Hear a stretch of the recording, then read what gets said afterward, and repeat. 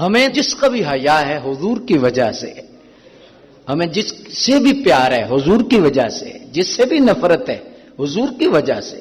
اب دیکھیے کہ ہم یزید کو نہیں مانتے، بہت سارے لوگ یزید کی تعریفیں کرتے ہیں، آج بھی ان کے اندر یزیدی خون ہے اور یزید کے نعرے سر عام لگا رہے ہیں، سڑکوں پہ لگا رہے ہیں۔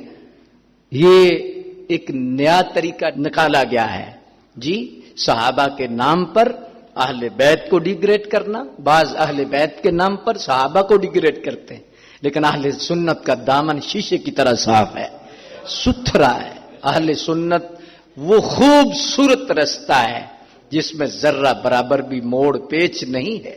اللہ اکبر جل شانہ، اہل بیت کرام کی محبت ہمارے سینوں میں ہے، تو اس محبت کے نور میں ہم چلتے ہیں تو ہمیں ہر صحابی ستارہ نظر آتا ہے، اور جب ہم ستاروں کو دیکھتے ہیں تو اس روشنی میں ہمیں اہل بیت کا ہر فرد چاند نظر آتا ہے۔ ہم اہل سنت ہیں، اللہ کا شکر ہے، ہمیں کوئی فرق نہیں۔ تو یہ ایک مزاج ہے کہ صحابہ کے نام پر اہل بیت کرام کی توہین، اور پھر اسی وجہ، وہی وجہ ہے نا کہ حضرت امام حسین کو باغی کہنا اور امام حسین کو ڈیگریڈ کرنا اور یزید کی تعریفیں کرنا اور یزید کے تعریفوں کے پل باندھنا۔ جی، یزید کے متعلق ہمارے اہل سنت کا دو ٹوک موقف ہے، فاسق تھا، فاجر تھا، پلیت تھا۔ اعلی حضرت نے فتاوی رضویہ شریف میں باقاعدہ طور پر لکھا ہے یزید پلیت۔ ہم اہل سنت جب یزید کا لفظ استعمال کرتے ہیں تو پلیت کا لفظ استعمال کرتے ہیں، کوئی گنجائش نہیں ہمارے پاس۔ جی، انہیں نمازیں نظر آتی ہیں، انہیں پتہ نہیں کیا کیا نظر آتا ہے۔ اوے تمہیں خون رسول نظر نہیں آتا؟ آل رسول کا خون نظر نہیں آتا؟ یزید پلیت تھا، فاسق تھا، فاجر تھا۔ ہمارے بزرگ فیصلہ کر گئے ہیں۔ آج جن لوگوں کو تحقیق کا شوق ہے انہیں اپنی تحقیق کو پیچھے رکھ کر پیچھے بزرگوں کو دیکھنا چاہیے کہ بزرگوں کی کیا رائے ہے، بزرگوں کا کیا طریقہ ہے۔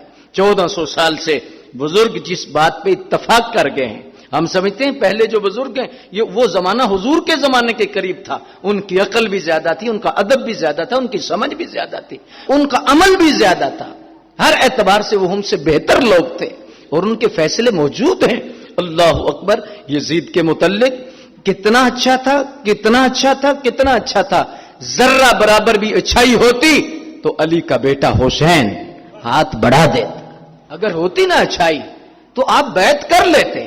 حضرت امام علی مقام کا بیعت نہ کرنا یہ سب سے بڑی دلیل ہے، سب سے بڑی دلیل ہے۔ اس کے بعد اور کوئی دلیل کی ضرورت ہی نہیں کہ انہوں نے بیعت نہیں کی۔ اگر ٹھیک ہوتا تو آپ بیعت کر لیتے، بس اس کے بعد آگے بحث کی ضرورت ہی نہیں ہے۔ نہ علماں وچ پھسا سانو، کوئی یار دی گل سنا سانو۔ ہمیں امام حسین نظر آتے ہیں، ہمیں آل رسول نظر آتے ہیں، ہمیں نبی کریم صلی اللہ علیہ وسلم کی آل پاک ہمیں نظر آتی ہے۔ تو یزید کے متعلق یہ بزرگ ہمارے فیصلہ کر چکے ہیں، بلکہ اعلیٰ حضرت رحمت اللہ تعالی علیہ کی ذات گرامی سے سوال ہوا کہ ایک شخص کسی انسان کو یزید کہہ دیتا ہے غصے میں تو کیا حکم ہے شرع کا، شریعت کا کیا حکم ہے؟ اب دیکھیے اعلیٰ حضرت رحمت اللہ تعالی علیہ نے پھر باقاعدہ حدیث کوڈ کی کہ جو کوئی کسی مسلمان کو اذیت دیتا ہے، ایذا دیتا ہے، فرمایا اللہ پاک اس سے ناراض ہوتا ہے، اور کسی مسلمان کو ایذا دینے کی، اذیت دینے کی اجازت نہیں ہے۔ کیا خوبصورت اعلیٰ حضرت رحمت اللہ تعالی علیہ نے اس کی وضاحت فرما دی۔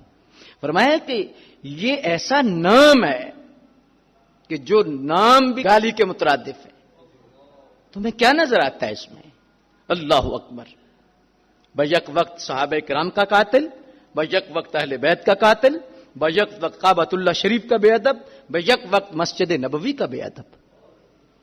حضرت سعید بن مسیب کی وہ گواہی یاد نہیں کہ جب وہ مسجد نبوی شریف میں یزید نے گھوڑے بندوائے تھے، 3 دن نہ اذان ہوئی نہ جماعت ہوئی۔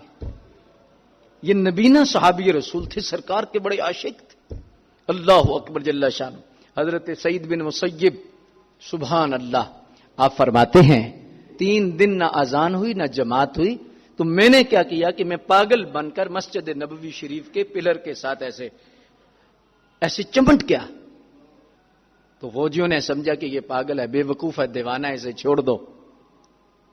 تو فرمایا 3 دن میں وہ رہا، اور فرمایا قسم ہے اللہ کی میں حضور کے پیچھے نمازیں پڑھتا رہا. پوچھا سرکار کے پیچھے کیسے نمازیں پڑھتے رہے؟ کہا جب اذان کا وقت ہوتا تھا گنبد خضرا سے اذان بھی آتی تھی، اور جماعت کا وقت ہوتا تھا تو جماعت کی آواز بھی گنبد خضرا سے آتی، اور اسی آواز کے پیچھے میں نماز پڑھتا تھا. اللہ اکبر جل شانہ. ایسا لگتا ہے حضرت عمر اذان دیتے ہوں گے، ابو بکر اقامت پڑھتے ہوں گے، اور حضور جماعت کرا رہے ہیں.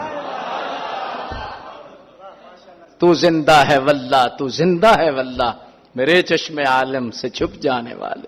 اہل سنت کے سینے روشن ہیں. ہمارے بزرگوں نے ایک بڑا خوبصورت فیصلہ کیا ہے اور مجھے وہ بڑا اچھا لگتا ہے. فرمایا جسے یزید پسند اسے یزید مبارک، ہمیں حسین پسند ہمیں حسین مبارک. اور اگلی کیا بات ہے؟